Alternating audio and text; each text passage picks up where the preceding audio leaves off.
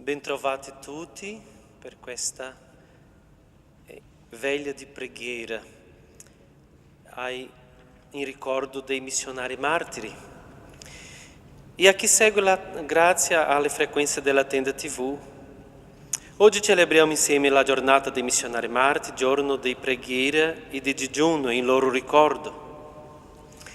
La scelta della data non è affatto casuale. Il 24 marzo del 1980, infatti, Monsignor Oscar Romero veniva assassinato a San Salvador da militari suoi connazionali fedeli al regime.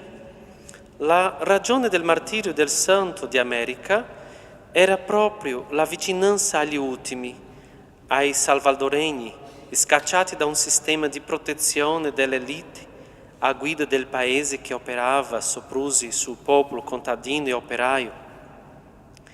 L'invito pronunciato dall'arcivescovo il giorno precedente al martirio nei confronti dell'esercito e della polizia riecheggiava tra la folla e giunge fino a noi oggi come monito di liberazione.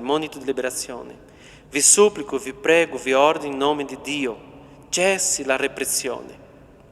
Qualche mese dopo, nella stessa terra e nel medesimo cruento modo, viene ucciso anche un missionario originario della nostra diocesi, padre Cosma Spessotto, frate minore che ha dedicato la vita alla difesa dei diritti delle persone di San Salvador, dove ha perso la vita.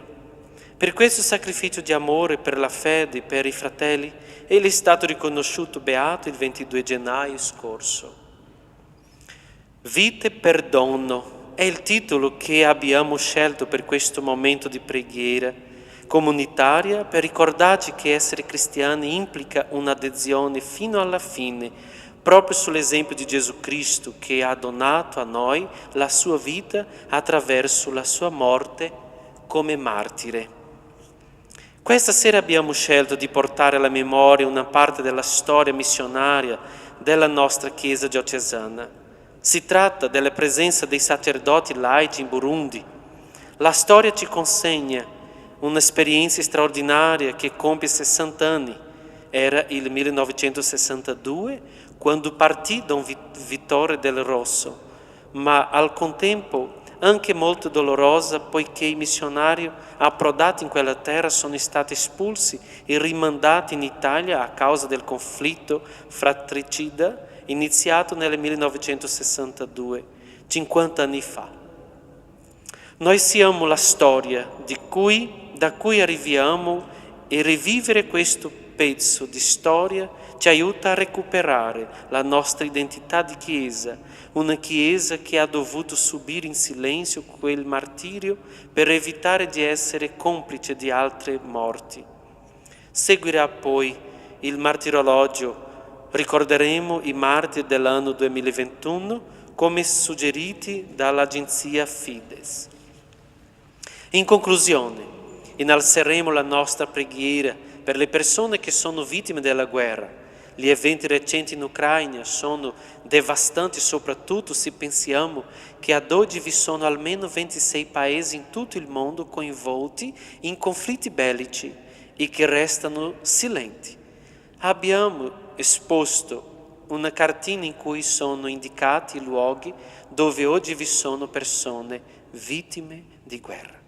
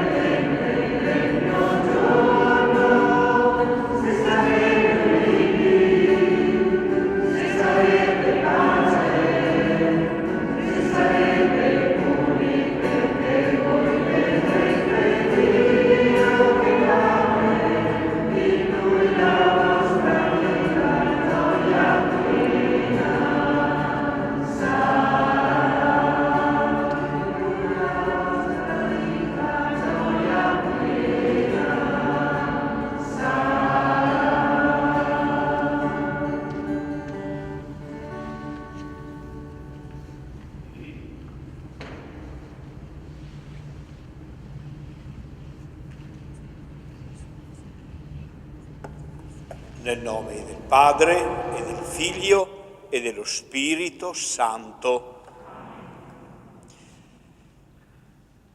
Cari sorelle e fratelli, vi saluto, vi vedo numerosi, grazie di questa presenza, vi saluto voi presenti, saluto anche tutti coloro che attraverso le frequenze di Tenda TV, che ringrazio, seguono questa veglia tradizionale ormai per i missionari martiri. Saluto anche i nostri fratelli del Burundi che in questo momento sono in collegamento diretto con noi. Un grande saluto, vi ricordiamo nella preghiera e voi reciprocamente ricordate noi. Qui ci sono dei missionari che sono stati anni nel Burundi, Don Ugo, Roberta, Don Gabriele, Don Adriano, Don Giuseppe, ecco, qualcuno anche in campo di concentramento, ma vi saluta. Grazie per aver risposto, cari fratelli e sorelle, a questo invito di preghiera e di comunione universale. In questo tempo, purtroppo segnato da sofferenza e paura, certamente per la pandemia, ma ancora di più per la guerra di aggressione che purtroppo è avvenuta ancora in Europa. In questo tempo compito della comunità cristiana è quello di restare unita nell'amore di Dio, certi che solo questo amore può guarire ogni ferita e mettere fine ad ogni tormento.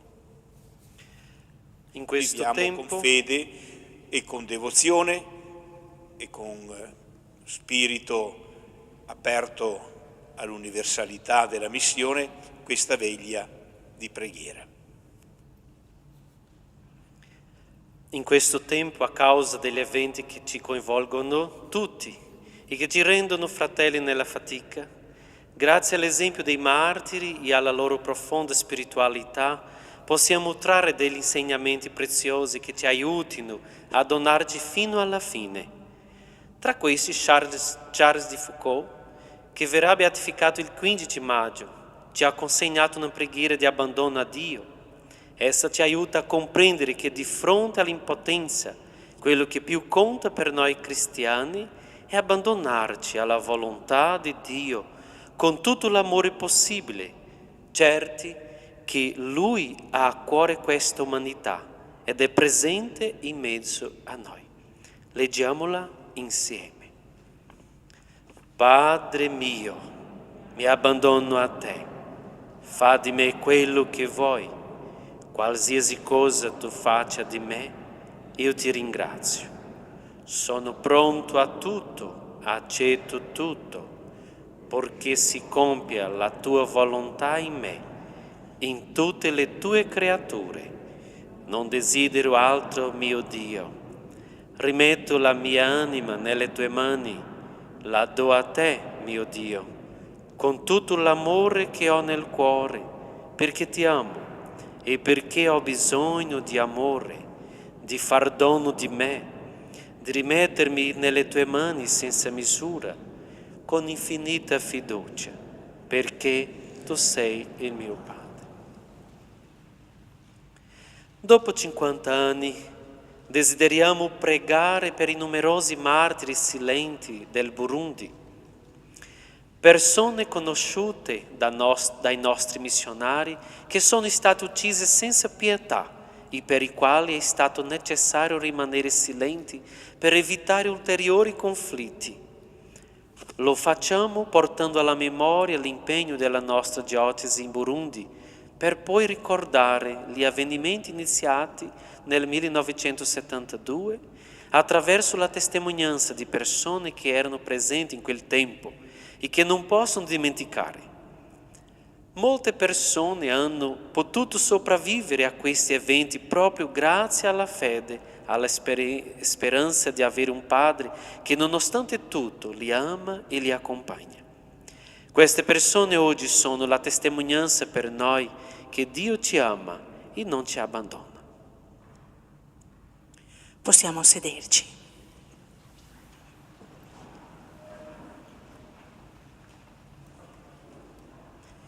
Chiese sorelle, diocesi di Ingozzi, poi Muinga e diocesi di Vittorio Veneto. Dovunque ci sono uomini e c'è dell'umano, la Chiesa ha sempre una missione da compiere. Albino Luciani ci porta questo messaggio, era quello che aveva nel cuore. Il 27 dicembre 58 egli veniva consacrato vescovo dalle mani di Papa Giovanni XXIII. Accanto a lui un prete africano, Monsignor Carlo Sakila, del Tanganica. Tra i due si instaurò subito un rapporto di cordiale amicizia, che si rinnovò 4 anni dopo, all'apertura del concilio. Nel 1962 Luciano lo accoglie in diocesi e per aiutare la Chiesa a vivere l'universalità come un fratello lo invita a pontificare il Santiziano, celebrare e parlare ad Oderzo, Conegliano, Sacile e Pieve di Soligo. È stata una ventata di fresca aria missionaria, disse Luciani, che spero farà del bene in diocesi. Il suo pensiero era che se è vero che ogni vescovo e pastore della porzione di gregge è affidata alle sue cure, tuttavia la sua qualità di legittimo successore degli apostoli lo rende anche responsabile della missione apostolica della Chiesa. Un vescovo è per sua natura missionario però non andando personalmente in altri continenti, ma per mezzo della diocesi, facendo che la diocesi si faccia missionaria. Anticipando l'invito del Concilio e mettendo in pratica le affermazioni dell'enciclica Fidei Donum, il vescovo Luciani inviò nel 1962 in Africa un sacerdote diocesano. Si era presentato a lui Monsignor Andrea Makarachiza, vescovo di Ngozzi in Burundi, per chiedere sacerdoti. Questi era stato indirizzato a Vittorio Veneto da Don Giovanni Carpenè, originario di Col San Martino, che era suo compagno di studi a Roma. Venne scelto il 35enne Don Vittore De Rosso, nativo di Farra di Soligo e cappellano a San Giacomo di Veglia. Lo vediamo nella foto quando il vescovo è venuto a prenderlo per portarlo in Burundi. Egli disse, dopo la celebrazione di saluto alla comunità, quella chiesa gremita l'inverosimile, la piazza affollata, la gente che mi stringeva la mano, mi assicurava l'appoggio spirituale e morale della parrocchia intera. Mi diedero forza al momento del distacco. Il Burundi è leggermente più grande della Sicilia, è costituito da un altipiano disseminato da colline numerosissime, ai piedi delle quali si estendono altrettante paludi. La densissima popolazione vive sulle colline, in mezzo ai folti bananeti. L'agricoltura è la voce predominante dell'economia del Burundi, anche se è quasi di sussistenza, fagioli, piselli, patate dolci, raramente caffè, tè e cotone. La popolazione è suddivisa in 2 grandi gruppi etnici, Hutu e Tutsi. La maggior parte di questi sono Hutu. La parrocchia di Kuntega, come è stata disegnata da uno dei nostri missionari, è stata fondata dai missionari vittoriesi. Prima faceva parte della parrocchia di Canigna. Una realtà particolare, persone semplici che si lasciano condurre curiose e desiderose di conoscere il cristianesimo. Giungono alla messa da lontano, facendo chilometri e chilometri. Per loro uno spiraglio di speranza che permette di affidarsi a un Dio Padre buono. Nel 63, dopo un anno dall'arrivo di Don Vittore, ecco Don Luigi Sgargetta e Don Giuseppe Zago. Sono loro a prendere per secondo e terzo insieme comunque la via del Burundi. Rimasero insieme nella missione di Canigna per qualche mese. Poi Don Luigi Sgargetta chiese di essere trasferito a Angozzi e disse, con questo pensiero nel cuore: è meglio dare un segno e una prova di stima al clero autoctono. Voglio farmi Murundi fino in fondo ed essere prete bianco cappellano di un parroco nero che sta in tutto e per tutto alle sue dipendenze. Nel 64 arrivò anche Don Vito Franceschin. 68 Don Guerrino Cescon e Don Antonio Piccin. In questo anno viene creata la nuova diocesi di Muinga e la parrocchia alla quale farà parte anche la parrocchia di Cuntega. Nel 70 arriva Don Mario Gerlin che andrà con Luigi Sgargetta, poi nella parrocchia di Ingozzi.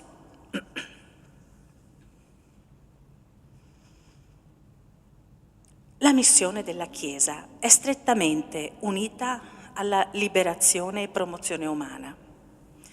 È impensabile, specialmente in un paese povero come il Burundi, un impegno per l'evangelizzazione che non sia accompagnato dalla testimonianza della giustizia e dal servizio della carità.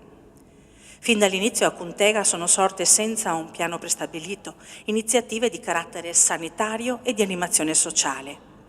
Lentamente le varie iniziative sono state meglio pensate ed organizzate dentro un progetto di sviluppo sociosanitario elaborato in collaborazione con le autorità locali e portato avanti da personale locale, da volontari locali italiani.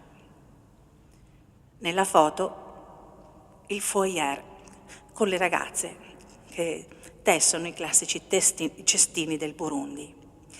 Nel 66 la diocesi di Ingozzi fa pervenire alla diocesi di Vittorio Veneto una richiesta volta ad ottenere un intervento in campo medico-sociale. Ecco che nasce il dispensario maternità.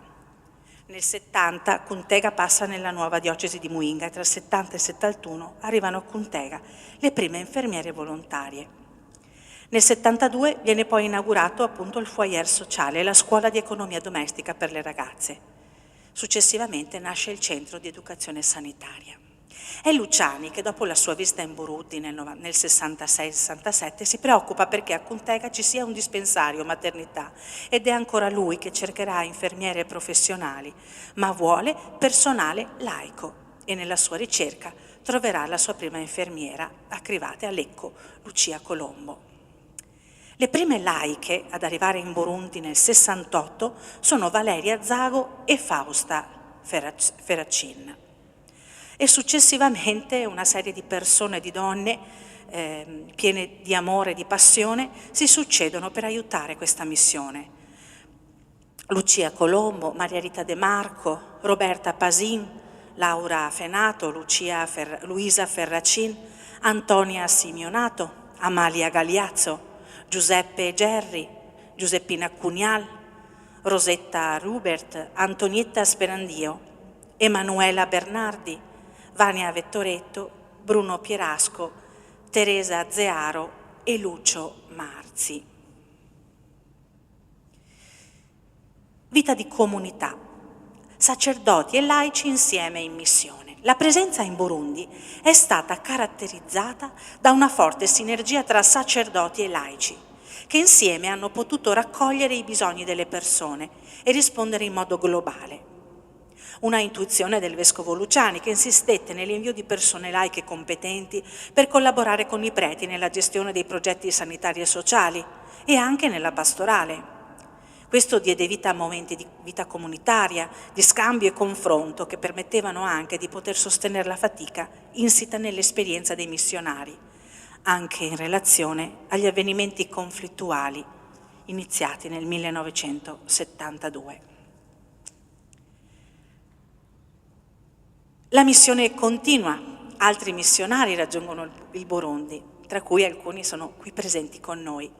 Nel 71 parte Don Giuseppe Nadal, eccolo qui, molto giovane nella foto, seguito da Don Adriano Zanette, che parte nel 1975, anche lui ancora qui presente con noi. Poi c'è Don Andrea Pierdonà, che parte nel 76, lo vediamo nei camion che loro usavano per sistemare le strade, non solo per l'uso della missione, e Don Gabriele Secco nel 78. Ultimo sacerdote inviato è Don Ugo Cettolin nel 1982. Dopo questi eventi raccontati, non possiamo non raccontare un evento particolare, una guerra, la guerra fratricida. La presenza dei missionari in Burundi ha certamente arricchito tutti i fedeli, grazie alla continua corrispondenza, ai rientri e alle visite, dove era possibile cogliere i passi di una Chiesa in crescita, in cambiamento.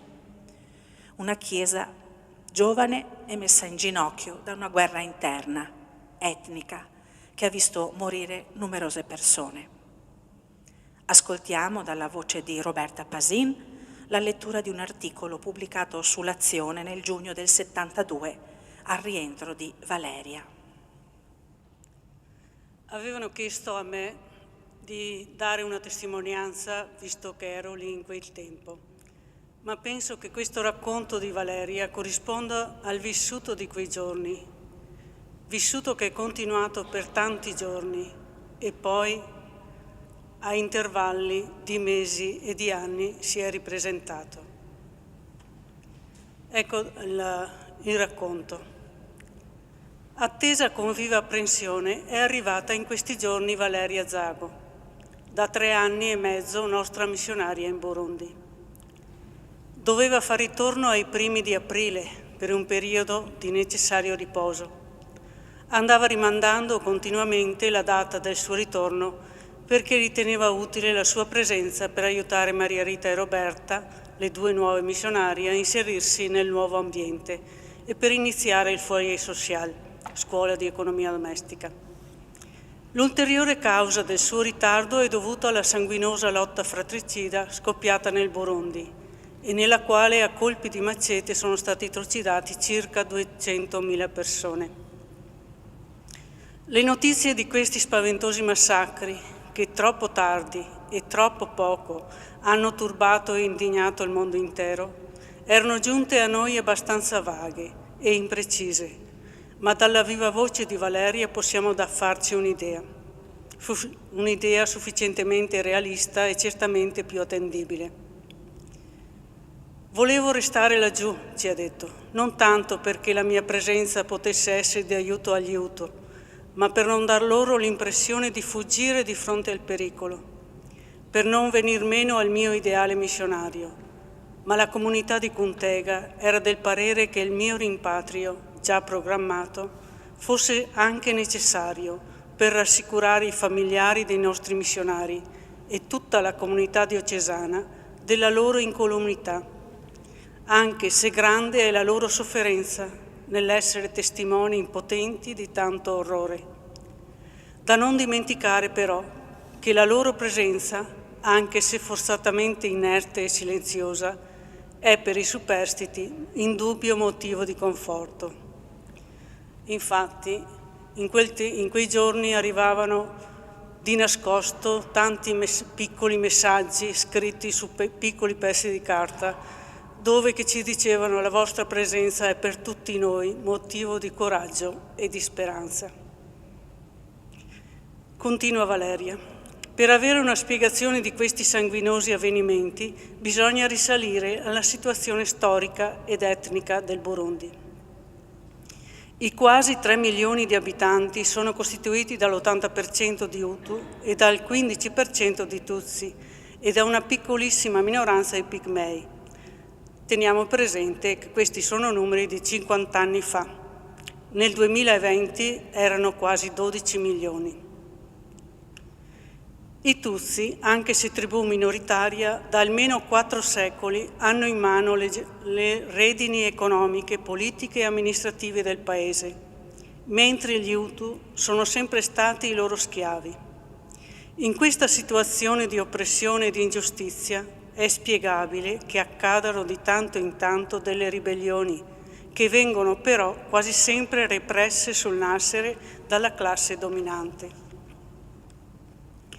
L'ultima di queste ribellioni scoppia il 29 aprile scorso, 29 aprile 1972, data fissata dagli Hutu per un colpo di Stato che deve rovesciare il governo Tutsi, presieduto da Michel Micombero, e instaurare un nuovo regime. Il colpo fallisse sia per l'ingenuità con cui era stato preparato, sia per il pronto intervento del presidente e del suo esercito. Negli scontri iniziali restano uccisi parecchi Tutsi, ma gli Hutu pagheranno a caro prezzo questo loro tentativo di rivolta. Passano infatti pochi giorni e in tutto il paese, particolarmente al sud, incomincia una durissima repressione. I morti fra gli Hutu non si contano, gli abitanti di intere colline vengono uccisi senza alcun processo. Anche gli innocenti devono morire per scontare la colpa di chi ha organizzato il complotto. La repressione colpisse in modo violento l'elite intellettuale degli Hutu, perché i Tutsi temono che questi elementi preparati entrino in un prossimo futuro a far parte del governo per difendere i diritti della loro etnia. Anche se la nostra parrocchia di Contega si trova nella regione nord del Burundi, quindi lontana dal luogo della strage, ha avuto parecchie vittime. Dopo il primo rastrellamento in parrocchia si ebbe il secondo, il terzo. Ogni lunedì, è sempre Valeria che racconta, arrivava il camion con la lista dei condannati. Uno dei primi ad essere preso è stato padre Martino Gakwavu, prete da solo 3 anni, primo e unico sacerdote indigeno di Contega, conosciuto e amato da tutti per le sue doti umane e spirituali. Mentre veniva condotto alla prigione insieme a molti altri, tra i quali suo padre e suo fratello, per essere fucilato, lungo il tragitto parlava di perdono e invitava tutti a pregare per gli uccisori, preparandoli così all'incontro con il Signore. Un altro che ha perso la vita è Federico, uno dei 3 giovani di Contega che 2 anni fa si sono diplomati presso l'Istituto Agrario di Castelfranco ed erano ospiti degli scout di Conegliano e anche della famiglia Giubilato di Conegliano. Dei 3, Cipriano morirà, Federico è morto il primo, Cipriano morirà 2 mesi dopo, e ne resterà uno, Agostino, perché apparteneva all'etnia dominante. Continua Valeria. Tutti hanno paura, perché tutti e senza motivo possono essere arrestati. Finora sono stati uccisi coloro che fra gli Hutu erano i più intelligenti, i più preparati, coloro che con tanta fatica e a prezzo di duri sacrifici erano riusciti ad avere un diploma e un posto di lavoro. Dei 23 maestri Hutu che insegnavano nelle scuole di Contega ne sono rimasti 8. Parecchi di loro collaboravano da vicino in parrocchia con i nostri sacerdoti nell'educazione della gioventù. Anche se questo genocidio è purtroppo causa di tanto odio tra la popolazione, a Contega c'è il vivo desiderio di riprendere il cammino e per questo si guarda soprattutto ai nostri missionari, attendendo da loro un aiuto sempre più efficace per la rinascita. E la nostra diocesi continuerà la sua presenza fino al 1986.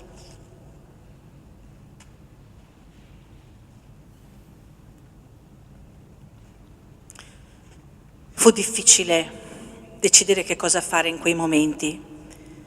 Sebbene i missionari non fossero proprio direttamente coinvolti e vennero per il più estromessi, esiliati forzatamente, soprattutto se in qualche modo, anche inconsapevolmente, potevano urtare la sensibilità delle persone. Così nell'86 Don Gabriele Secco e Don Ugo Cettolin dovettero rientrare in Italia assieme a Antonietta Sperandio. Non si poteva parlare, non si poteva condividere, riflettere poi su quanto era accaduto. L'esporsi, il prendere posizione, lo schierarsi, poteva causare delle morti di altri innocenti. Cosa fare allora? Cosa dire se la mia parola può provocare la morte? Abbiamo chiesto a Don Gabriele di raccontarci la sua storia di perdono. Lo ascoltiamo.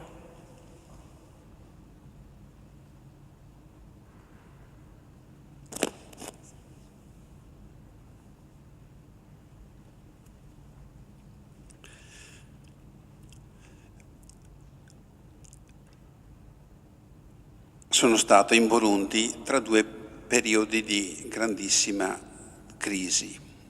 Il 1972, già ricordato, 300.000 morti e altrettanti rifugiati all'estero, un quarto della popolazione. E il 1988, 7.000 persone, mancanti all'appello, solo Antega. E dopo la verifica di appena metà della popolazione, quindi 14-15.000 persone che sono scomparse in quell'anno. 14-15.000 su 60.000, siamo ancora un quarto della popolazione. Ecco, la parola martiri silenti, come è scritto sul fascicolo, indica i testimoni di Cristo. Ma non tutti costoro erano cristiani. Però la parola martiri si può applicare anche a chi ha fatto l'esperienza di Cristo, ucciso ingiustamente. Quello che avete fatto ad uno di questi piccoli, l'avete fatto a me, lo ha detto Gesù Cristo stesso. Possiamo allora indicarli tutti come martiri, perché hanno sofferto come Cristo, magari senza dirlo, senza professarlo. La nostra presenza a Antega non poteva ignorare il trauma vissuto dalla popolazione. Erano stati eliminati i soggetti istruiti e occorreva sostituirli, favorendo l'istruzione, approfittando del catecumenato e costruendo scuole. Ricordo che col finanziamento delle scuole elementari di Conigliano abbiamo costruito una scuola elementare. Per quest'opera si è speso molto Don Andrea Pierdonà, anche lui originario di Farra di Soligo, insieme con Don Vittore. Poi si trattava di vincere la paura di diventare, da istruiti, per una seconda volta, carne da macello. Infine bisognava favorire la formazione di capi diversi da quelli imposti dall'alto, promuovendo la scelta democratica di responsabili delle comunità di base, cosa interna alla comunità cristiana evidentemente, ma che allo stesso tempo individuava dei responsabili capaci di guidare gli altri. La memoria di quanto accaduto, gli avvenimenti come veniva indicato il 1972, ritornava ad ogni anniversario. La fine di aprile erano giorni di fibrillazione tra la popolazione. La gente, per paura, non dormiva di notte in casa. Ma era anche fomentata questa memoria da una politica che discriminava. Alla fine di ogni anno scolastico, per esempio, la gente era ormai rassegnata che dalle elementari alle scuole medie passassero solo quelli appartenenti all'etnia Tutsi. E proprio nel nostro territorio è stato documentato il meccanismo che creava questa discriminazione.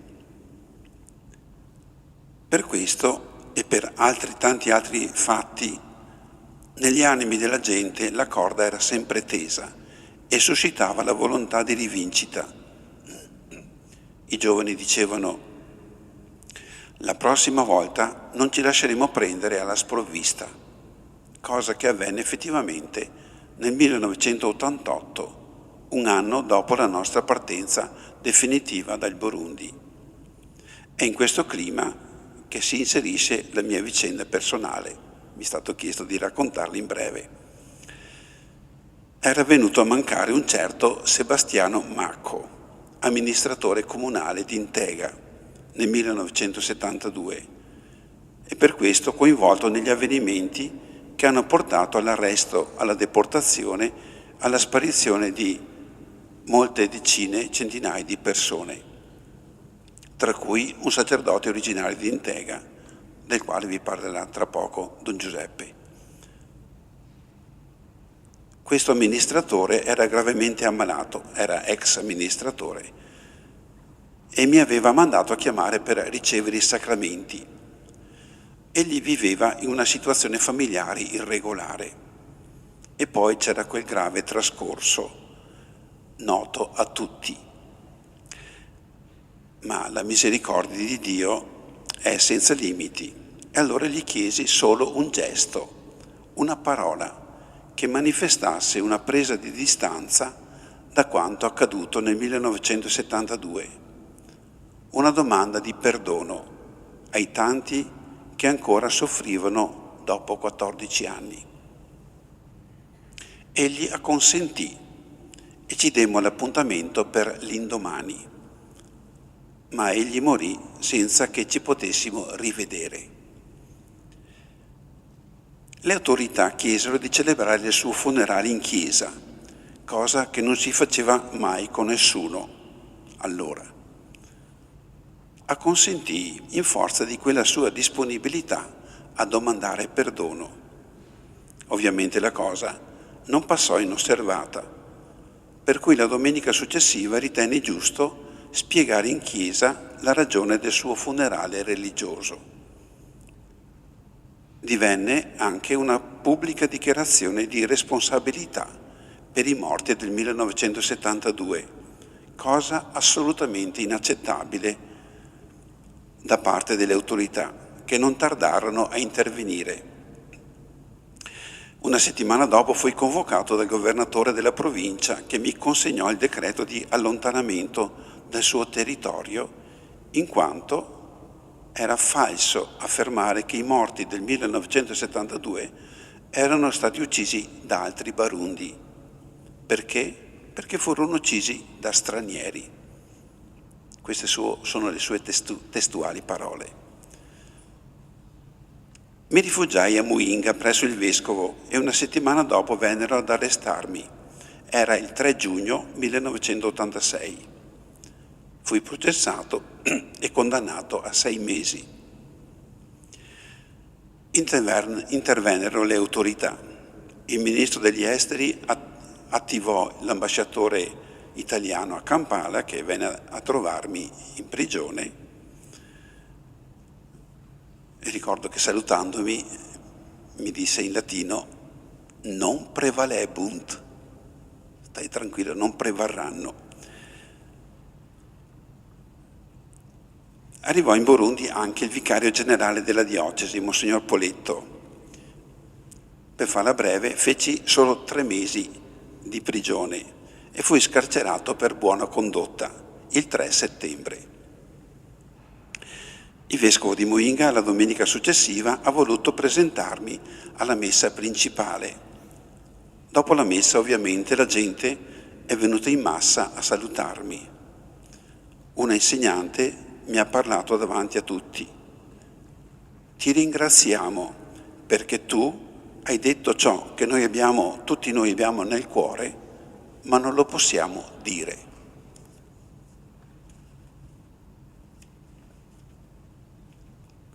La sofferenza, il martirio di chi ha il cuore gonfio di verità, che però non può esprimerla, merita tutta l'attenzione e la solidarietà da parte di chi può farlo. È la lezione che io ho ricevuto e questo mi è bastato.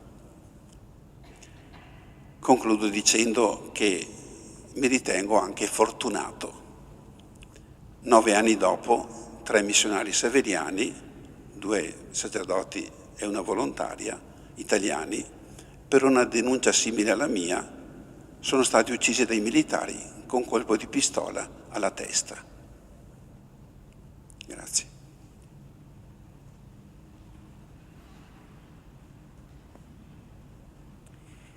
Beati gli operatori di pace.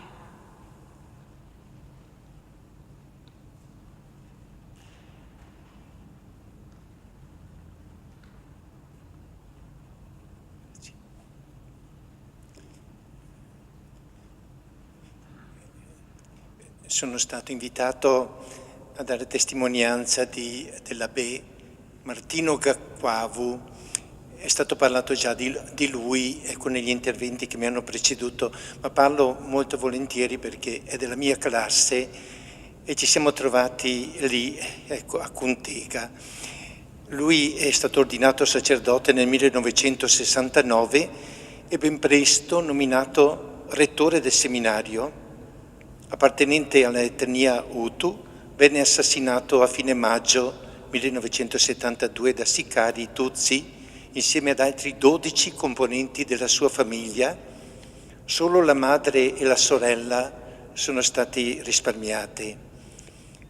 Venne in parrocchia la domenica sera, era la fine di maggio del 72, e passò la notte da noi.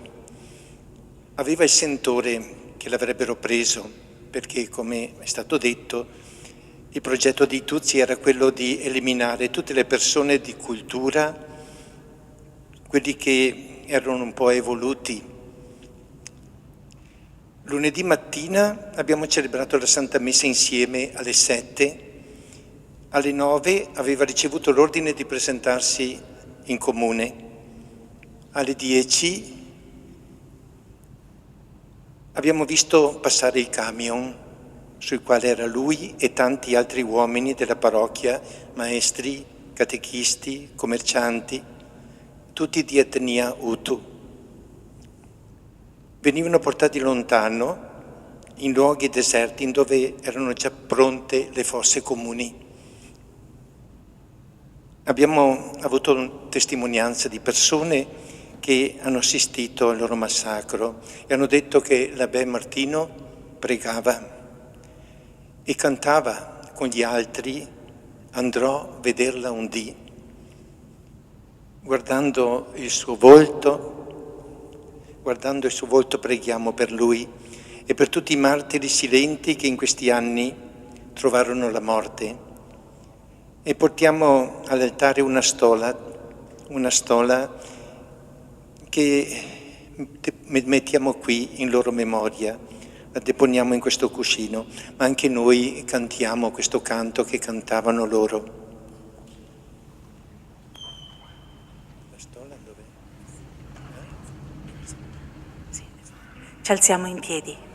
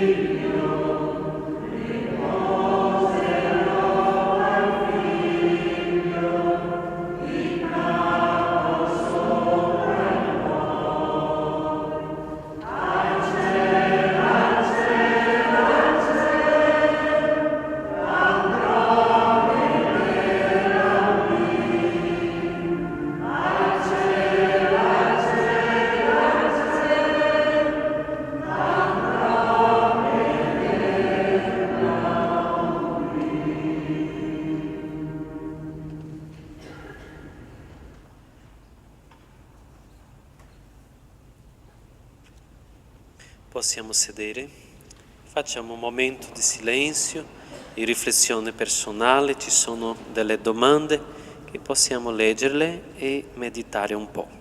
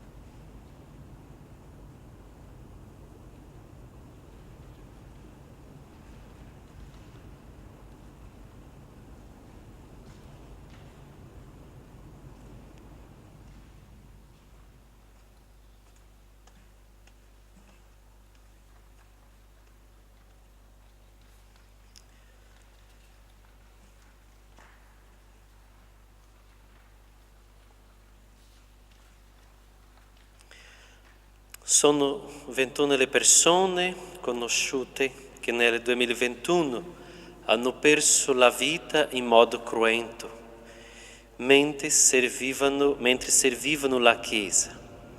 Vogliamo nominarli e mentre guardiamo i loro volti ti raccogliamo in preghiera. Di seguito potete trovare la relazione completa dell'Agenzia Fides con i dettagli.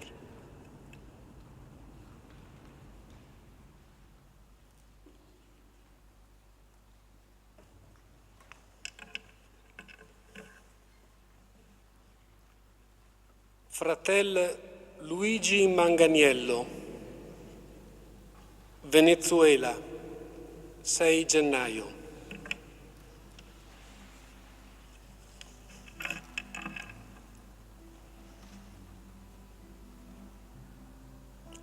Padre John Bkan Yayi, Nigeria, 15 gennaio.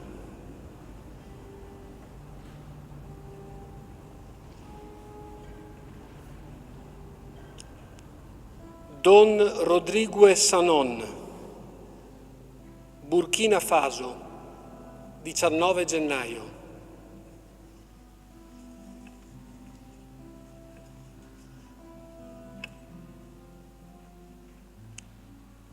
Don René Bayang Regalado, Filippine, 24 gennaio.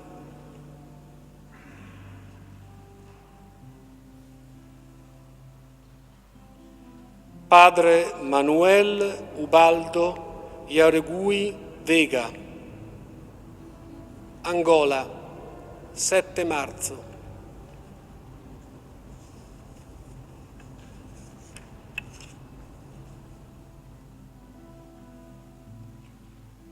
Padre Gumersindo Cortés González, Messico, 27 marzo.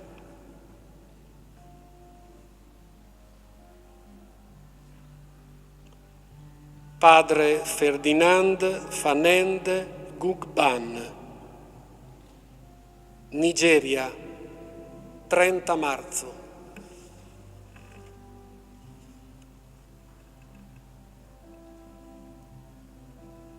Nadia Demunari, Perù, 24 aprile.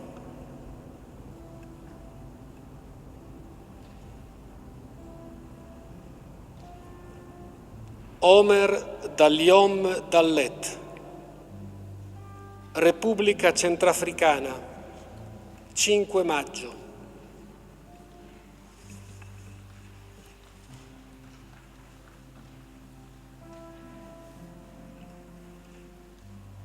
Don Alfonsus Bello, Nigeria, 20 maggio.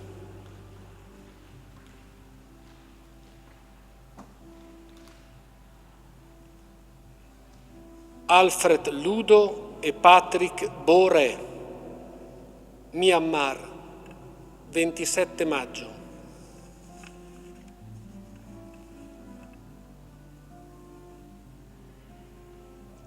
Fra Juan Antonio Orozco Alvarado, Messico, 12 giugno.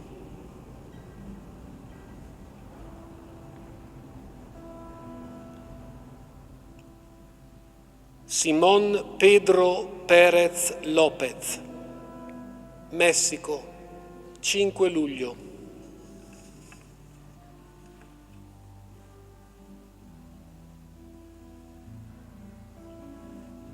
Padre Olivier Mer, Francia, 9 agosto.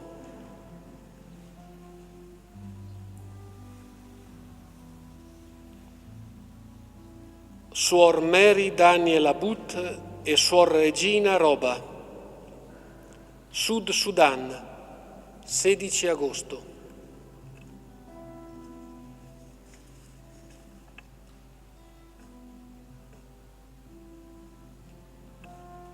Padre Josephat Kasambula, Uganda, 18 agosto.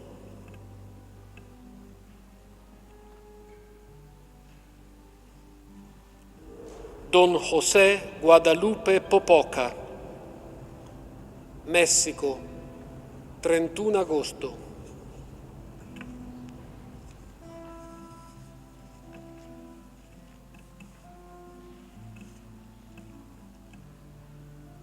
Don André Silvestre, Haiti, 6 settembre.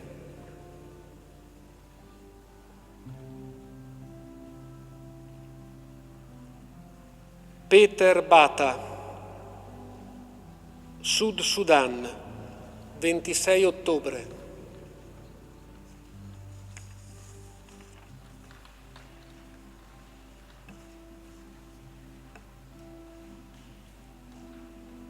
Don Luque Adeleke, Nigeria, 24 dicembre.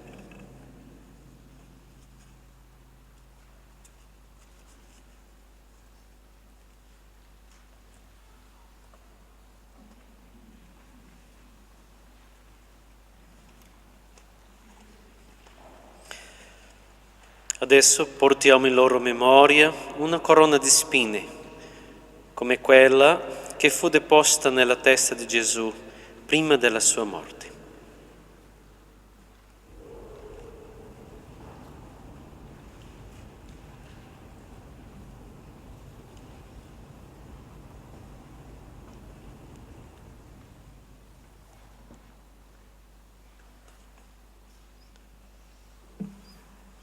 Possiamo fare un canto allora mentre entra con la corona.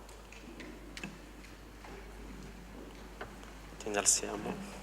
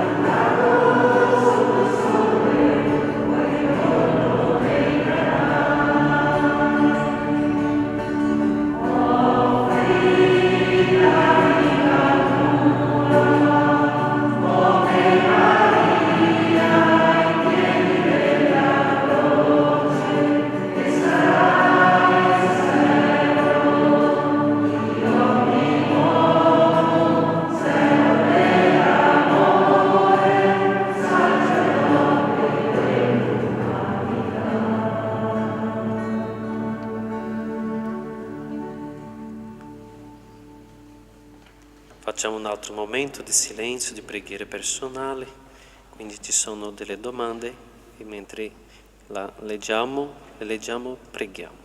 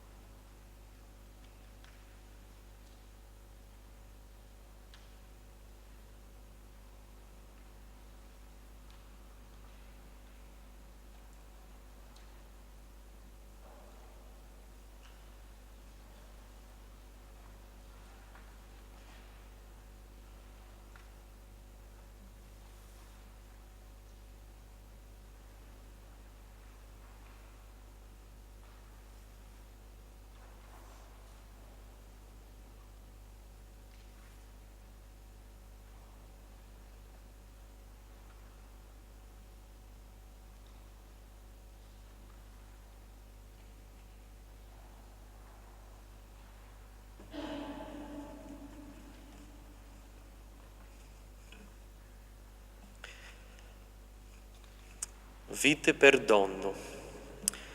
La parola del Signore fu spirito e vita per quanti hanno offerto la loro vita. Lo deve essere anche per noi, ogni giorno. Lo sì in modo speciale in questo cammino quaresimale. L'accogliamo dall'Evangelista Giovanni, ne ascoltiamo l'attualizzazione dal nostro pastore. Ci innalziamo.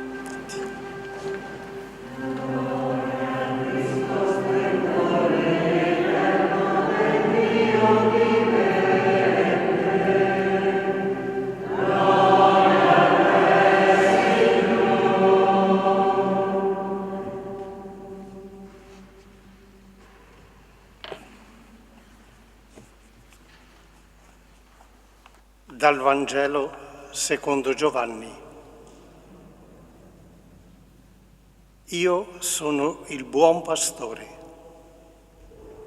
Il buon pastore è pronto a dare la vita per le sue pecore. Io sono il buon pastore. Io conosco le mie pecore ed esse conoscono me.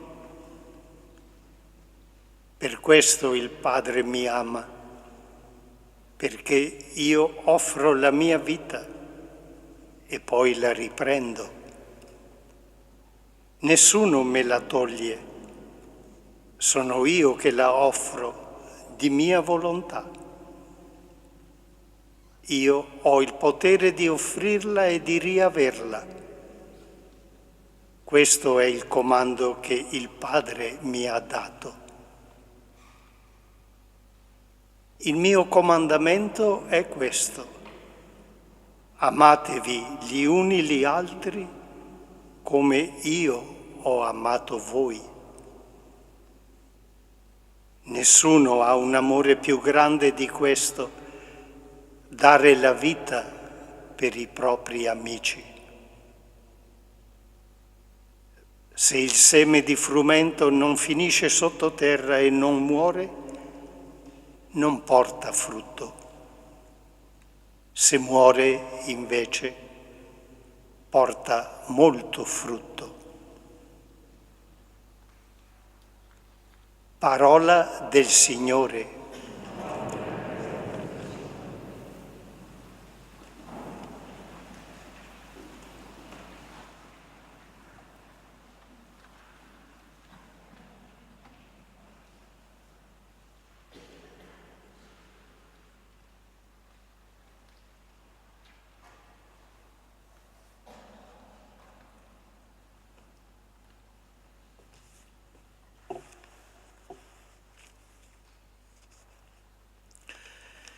Il buon pastore è pronto a dare la vita per le sue pecore.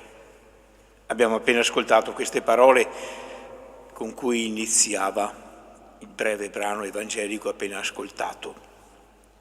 Il buon pastore è pronto a dare la vita per le sue pecore.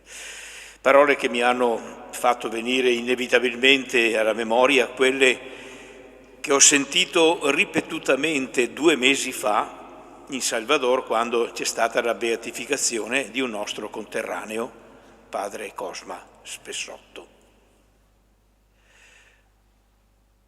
Poco tempo prima di morire, egli scrisse queste parole che mi hanno impressionato moltissimo. Ho il presentimento che da un momento all'altro persone fanatiche mi possano togliere la vita. Morire martire sarebbe una grazia che non merito.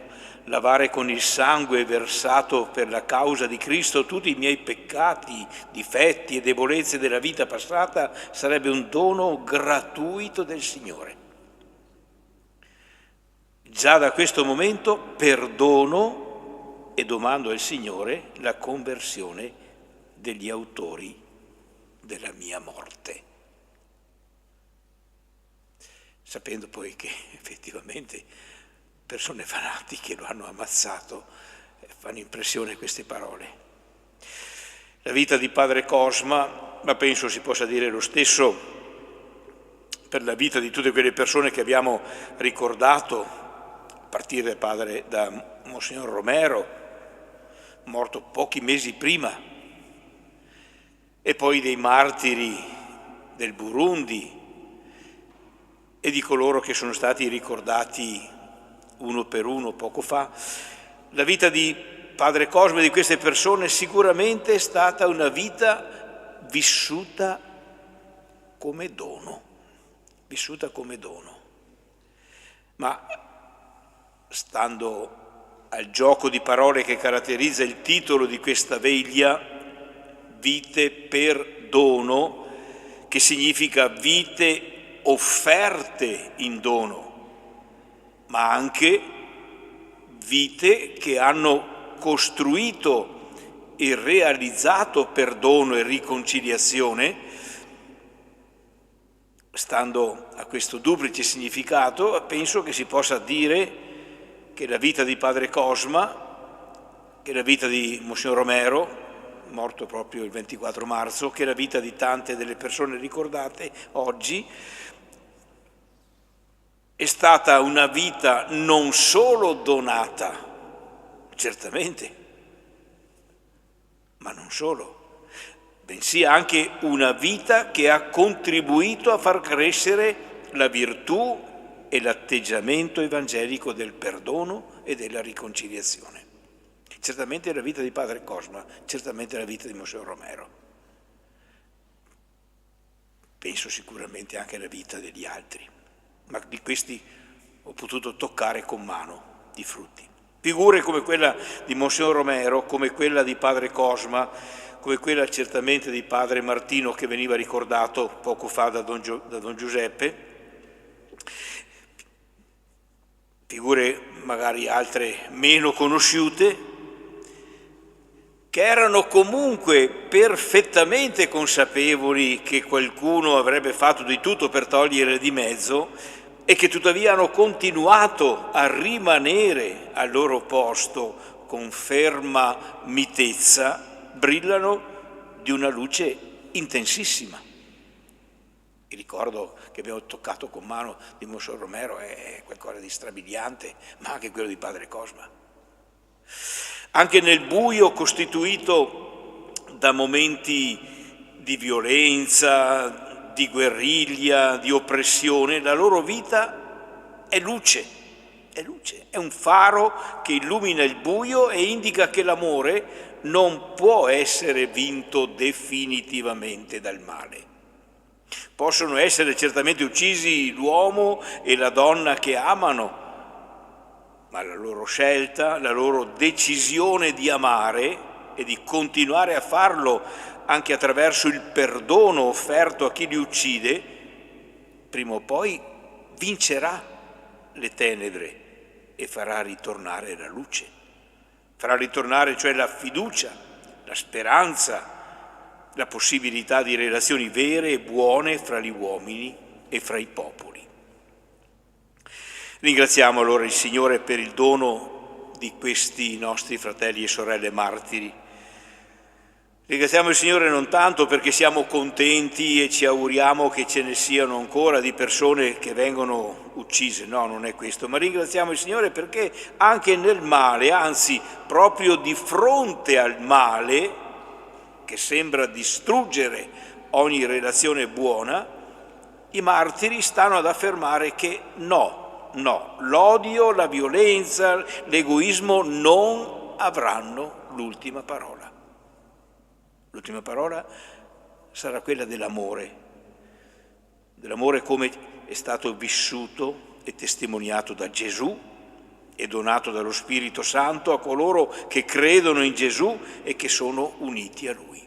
Questo avrà l'ultima parola, non tanto l'amore umano che non avrà la forza di vincere la violenza.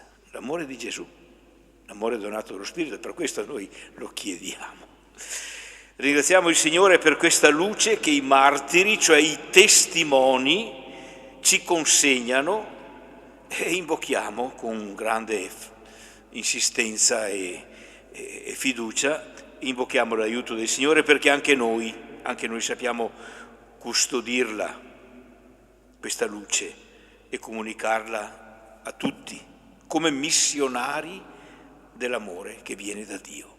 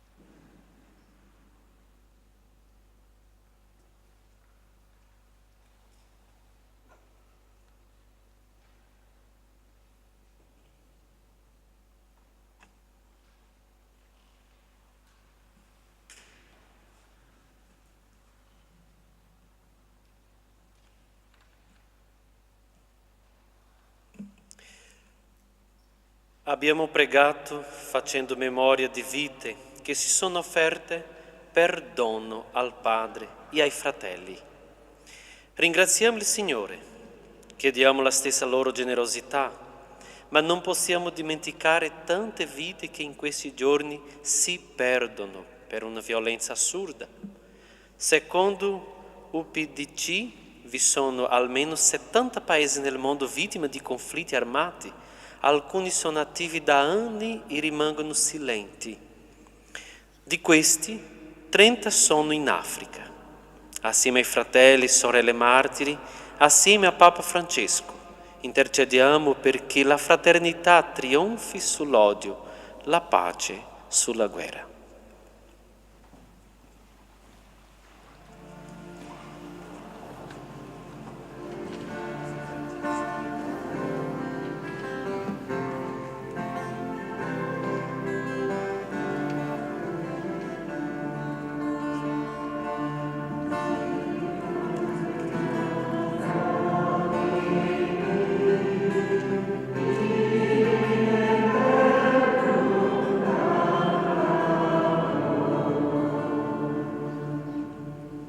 Signore Gesù Cristo, Figlio di Dio, abbi misericordia di noi peccatori.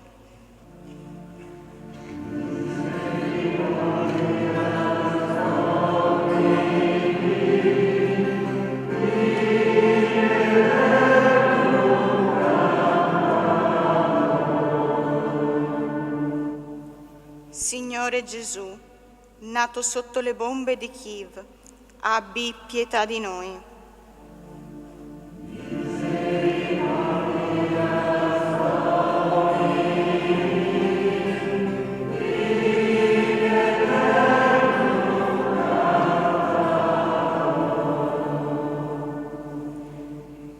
Signore Gesù, morto in braccio alla mamma in un bunker di Kharkiv, abbi pietà di noi.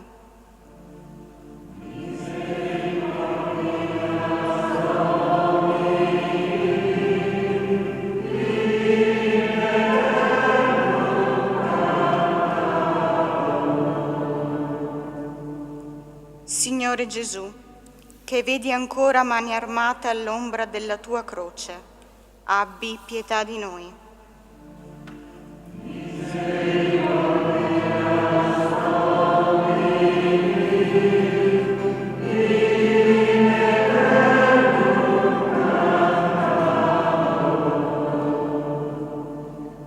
Signore Gesù Cristo, Figlio di Dio, perdonaci la guerra, donaci la pace.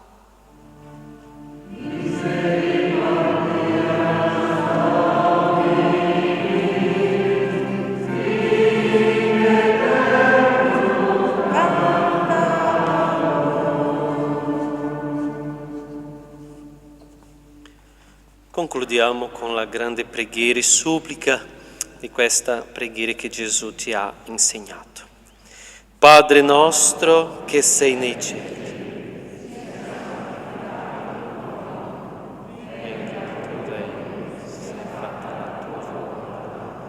come in cielo, così in terra. Dacci oggi il nostro pane quotidiano e rimetti ai noi i nostri debiti, come anche noi li rimettiamo ai nostri debitori, e non abbandonarci alla tentazione, ma liberaci dal male.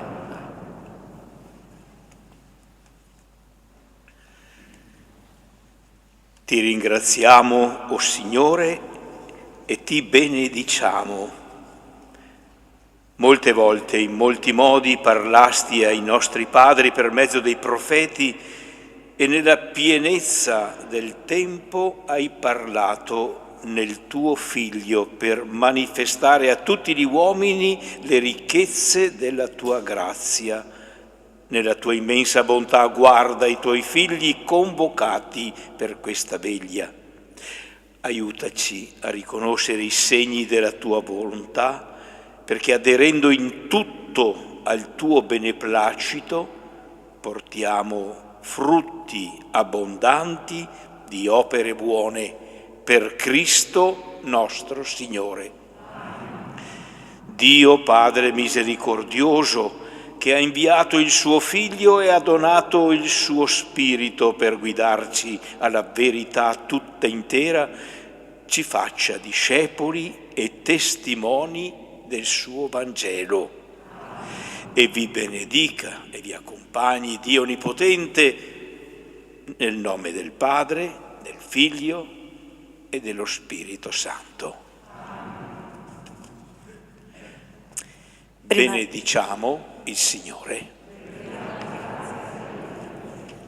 Allora, prima di chiudere questa veglia con il canto, vorrei innanzitutto ringraziare Don Brunone, e siamo molto felici di vederlo qui e a lui dimostriamo tutto il nostro affetto. Grazie per l'entusiasmo che dimostri tutte le volte che facciamo queste iniziative, è un bel dono. Grazie a Sua Eccellenza anche per le riflessioni che ci ha portato e che ci ha aiutato e ci ha accompagnato questa sera. Voglio ringraziare la commissione missionaria della Forania Quartier del Piave che ha animato questa celebrazione. È una realtà molto bella della nostra, direi forse proprio l'unica. Sono persone che operano in gruppi missionari in varie parrocchie e stasera si sono dedicati a noi, insomma ci hanno accompagnato, quindi grazie di cuore, grazie ai musicisti e a chi anche in particolare ha aiutato l'organizzazione, tra questi Maria Giovanna e Renata, mi sento un po' di dirlo perché sono stati presenti. Grazie a Federico della Tenda TV che con noi è attivo, io gli dico sempre che il suo è un servizio missionario. E grazie ai nostri missionari che sono ancora qui con noi, Don Gabriele, Don Giuseppe, grazie, Don Adriano, ma anche a Roberta, ho visto Emanuela, forse c'è anche qualcuna delle persone.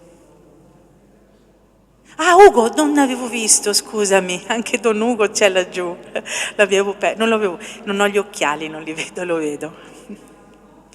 Ah, quindi abbiamo anche, bene, grazie di essere venuti qui. Immagino che per voi sia stato emozionante ascoltare questa storia e concludo ringraziando l'equipe dell'ufficio missionario, Don Egidio Menon, Don Nisivaldo che ci ha accompagnato come guida, Don Andrea chiamo sempre Don Andrea, è uno degli Andrea Quadrio che è dietro e che segue la regia da dietro e tutti voi per essere qui con noi. Grazie mille, buona serata. Ah, scusa, no. Se no prendo carne. Due avvisi. Allora, Papa Francesco prega per Ucraina. Venerdì 25 marzo, cioè domani, alle 17 in Duomo a Pieve di Soligo, seguiremo la diretta dalla Basilica di San Pietro a Roma in occasione della celebrazione penitenziaria con la consacrazione della Russia e dell'Ucraina. Seguirà la Via Crucis e la Santa Messa. Don Giuseppe dice ok. Poi ricordiamo anche che domani sera alle 17 al centro parrocchiale di Soligo pregheremo con il Santo Rosario per la pace in comunione spirituale con Papa Francesco e seguirà la Via Crucis.